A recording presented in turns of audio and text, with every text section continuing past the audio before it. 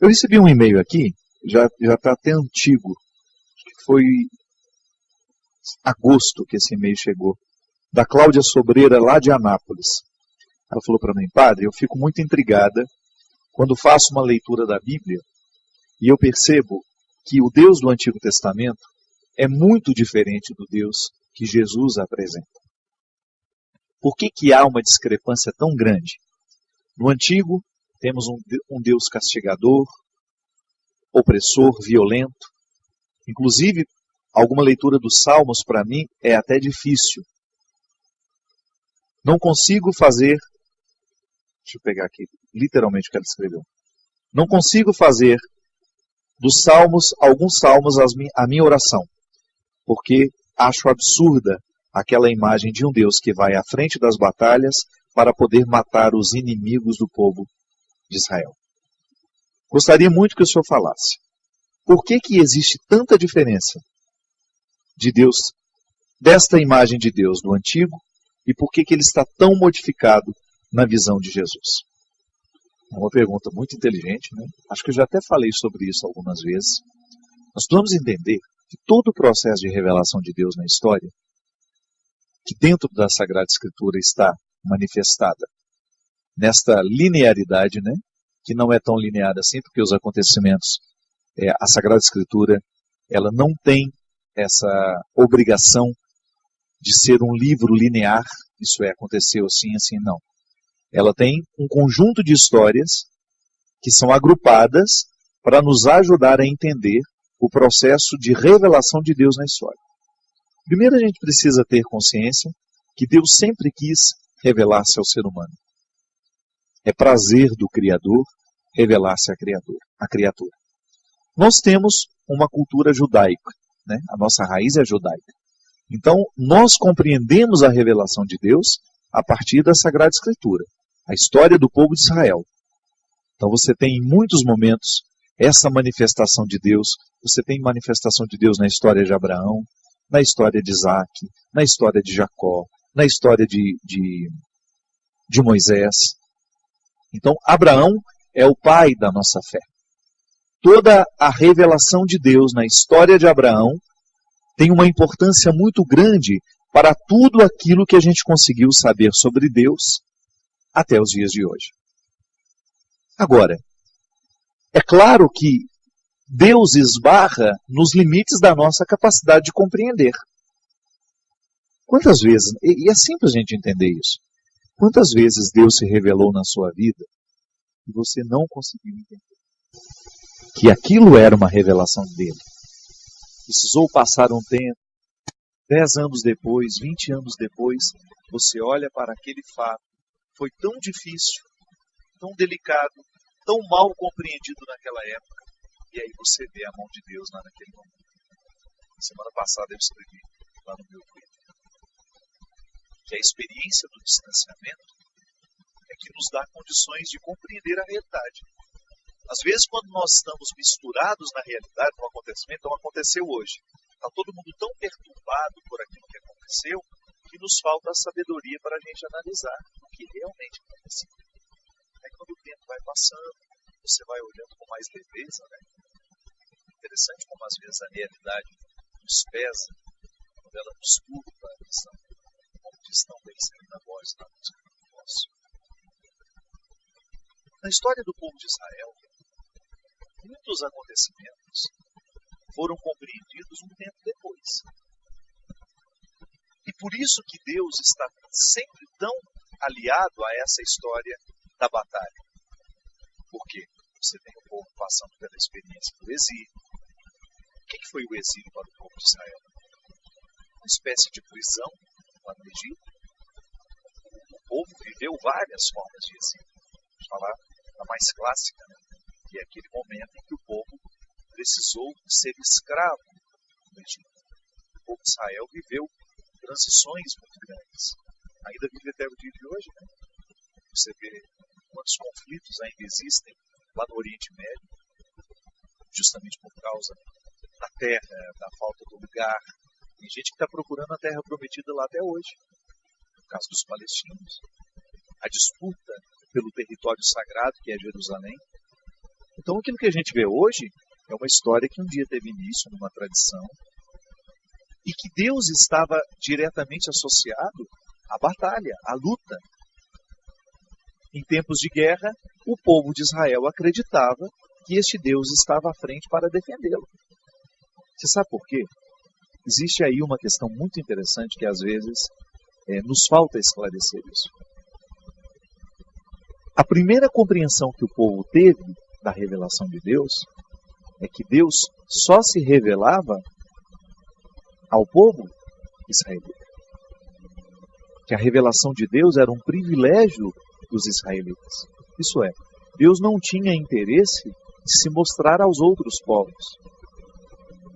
É uma visão limitada, mas nós precisamos olhar com os olhos daquele tempo. Vai lá nas leituras, você vai ver na experiência de Moisés, na experiência de Abraão, aquela promessa que Deus fez a Abraão, de que faria dele uma grande descendência. Então veja bem, no primeiro momento, eles interpretam que a revelação é para aquele pequeno grupo. Mas veja bem que Deus está prometendo uma grande descendência a Abraão. Mas eles não tinham condições de compreender que essa revelação seria toda essa descendência. E que se houvesse alguma ruptura nessa pertença, que Deus deixaria de revelar-se a esse ou aquele. Veja bem. Quando nós temos uma revelação, a compreensão de que Deus se revela de maneira particular e só a nós, a gente corre o risco de pensar que Deus vai estar à nossa frente para matar aqueles que nós consideramos inimigos. É natural. Agora, à medida em que a revelação de Deus vai alcançando os corações humanos e a sabedoria do Espírito vai permitindo que a análise do passado seja feita com outros olhos, então você tem a possibilidade de mudar. É a mudança do paradigma. O que é o paradigma? Uma realidade conceitual que se estabelece para nos ajudar a pensar e nortear as nossas atitudes e nossas convicções. Aí entra a grande novidade que Jesus apresenta. Jesus não rompe com o passado. Jesus não deixa de acreditar no Deus de Israel, de Jacó, de Moisés, de Abraão, naquele Deus que se revelou aos patriarcas, naquele Deus que se revelou com os limites culturais daquela época. Mas o que ele faz? Ele pega aquela revelação e coloca a partir da grande novidade que Jesus apresenta. Deus, o grande mistério da revelação está aqui. Deus é para todos nós. O amor e sua misericórdia são infinitas. São questões que não podem nem ser mensuradas. Deus ama a humanidade.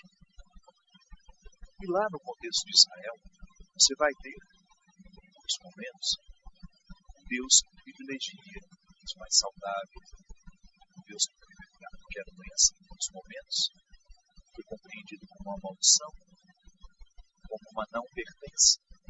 Eu não sou agraciado por Deus, então eu estou doente. Então eu sou pobre, não fui agraciado por Deus. Aí Jesus começa a mudar tudo isso.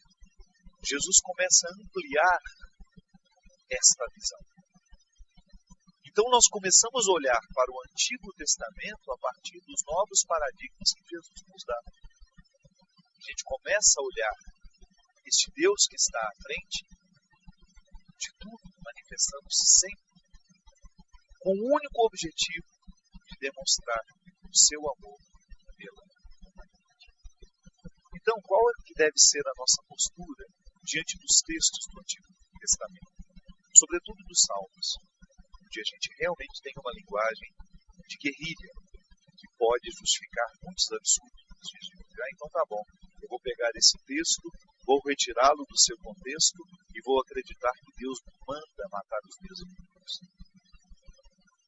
Se você for ver ao pé da letra, a Sagrada Escritura ela pode justificar qualquer espécie de assassinato.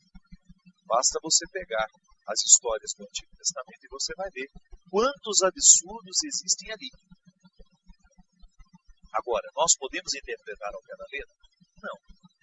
Porque Jesus já nos entregou uma nova hermenêutica. A palavra parece difícil, mas não é.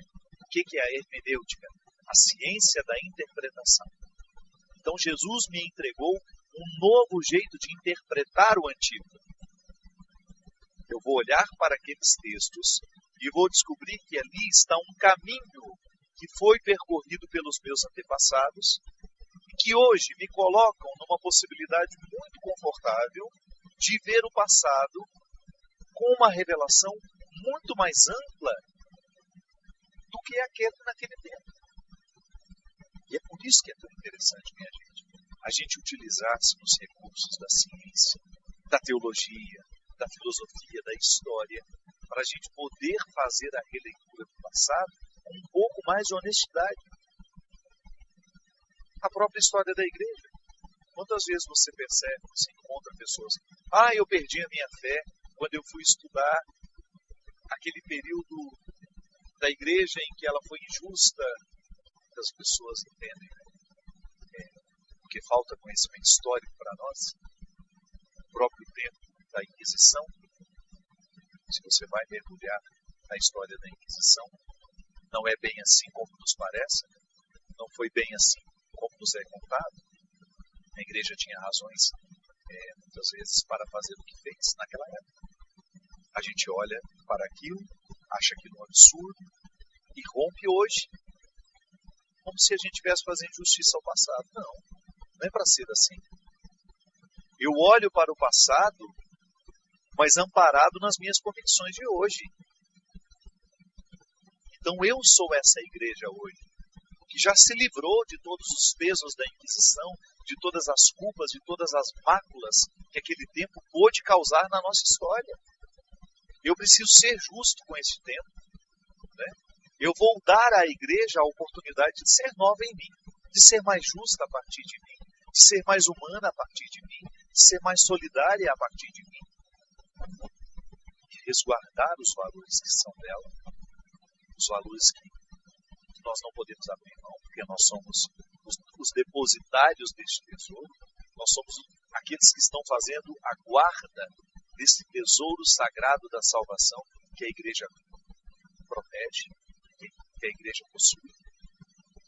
Isso é uma responsabilidade.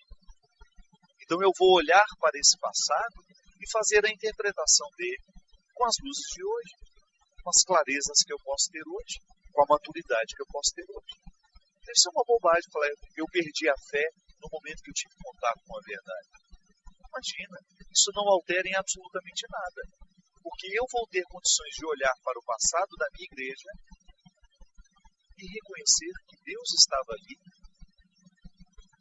fazendo de tudo para quebrar a ignorância das pessoas que estavam no comando, ou para quebrar a cabeça dura de muitos líderes que estavam ali, agindo contrário ao que o Espírito realmente queria para aquele tempo. É assim que a gente precisa olhar. A nossa análise do passado precisa ser mais honesta. Os instrumentais que eu tenho para olhar para hoje, quantas vezes você teve a oportunidade de ver um bispo um padre agindo de maneira errada, equivocada, você vai perder a fé por causa disso? Não. Você vai olhar para aquele fato e pensar que ali naquele momento a manifestação de Deus, a revelação de Deus não alcançou o seu ponto mais alto. Agora, é por isso que eu sempre gosto de dizer aqui, porque nós conhecemos Jesus, nós temos a possibilidade de olhar para tudo isso com uma santa indiferença. Esse é um conceito interessante. O que é a santa indiferença? Eu olhar para todo este processo de revelação de Deus imperfeito, que não é que Deus não quer se revelar, volta a dizer, é imperfeito porque a inteligência humana nem sempre é capaz de reconhecer essa manifestação. Isso acontece na nossa vida, já dei o exemplo. Eu olho para o passado só depois que eu reconheço que aquele momento foi de Deus. Então, eu olho para aquele para aquele momento em que Deus não teve tanta oportunidade de manifestar-se na história. E fico pensando que hoje, à luz de Jesus, eu tenho a possibilidade de dar um novo sentido e um novo significado para aquela época. Então, eu faço a leitura do Antigo Testamento, desse Deus que combate, desse Deus que luta, entendendo que aquele é um limite do escritor.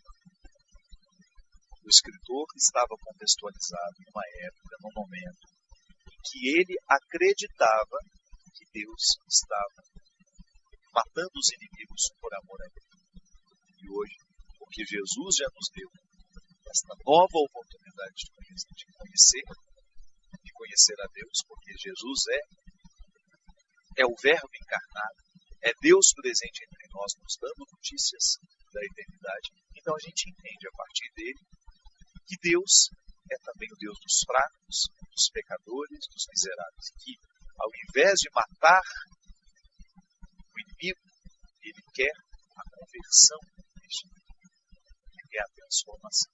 Nessa Sagrada Escritura que fala, Deus não quer a morte do pecador, mas quer que ele tenha a vida. É interessante, minha gente, porque nós somos este lugar onde passado, presente e futuro também estabelece esse combate. Né? Hoje a gente começou o programa falando justamente de transição do passado. Eu fico olhando para o ano de 2011 e descubro nele os antigos que precisam permanecer em mim. Mas olho a partir desses antigos as novidades que eles já me sugeram. É assim. Também eu sou um ponto em revelação. Também eu sou este ponto que está aos poucos sendo revelado. Eu me revelo o tempo todo a mim mesmo. Eu tenho a oportunidade de me conhecer, de descobrir o que em mim é frágil, o que em mim é possibilidade. E a partir disso, fazer essa transição para chegar ao melhor lugar que posso.